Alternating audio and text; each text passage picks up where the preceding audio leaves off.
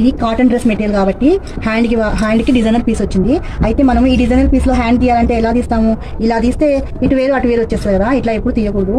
ఇట్లా ఉంది కదా, జాయింట్ వస్తే జాయింట్ వేసుకోవాలి. ఈ డిజైన్ కలవాలి. ఇట్లా కలిసిన తర్వాత మనకు హ్యాండ్ ఎంత ఉన్నదో కొలుసుకోవాలి. కొలుసుకున్న తర్వాత మళ్ళీ మనకి ఏమైనా ఇక్కడ అతుకులు పడితే అతుకులు పెట్టుకొని మనం కట్ చేసుకోవాలి. నేను చూపిస్తాను. అప్పుడు దాకా వీడియో నచ్చితే లైక్ చేయండి, సబ్స్క్రైబ్ చేసుకోండి. చూడండి, వీడియోని క్లియర్గా చూడండి, లాస్ట్ వరకు చూడండి. ఖర్చు వదిలేసిన తర్వాత మనకు 17.5 ఉంది.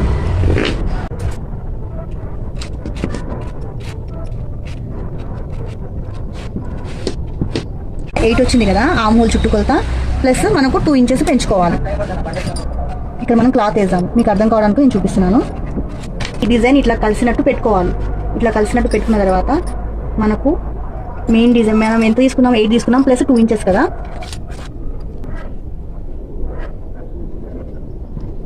ఇక్కడ 2 ఇంచెస్. ఓకేనా? ఇప్పుడు మనము ఇది ఇట్లా కలుపుకోవాలి. కలుపుకొని ఎక్స్ట్రా ఏమైనా ఉంటే కట్ చేసుకోండి. కట్ చేసుకున్న తర్వాత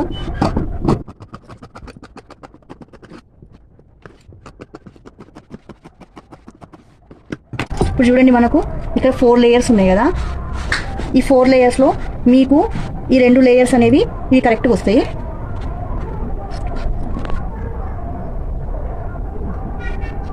ఇట్లా పెట్టాం కదా, ఇక్కడ పెట్టిన తర్వాత మనం ఇట్లా ఫోల్డ్ చేసుకున్న తర్వాత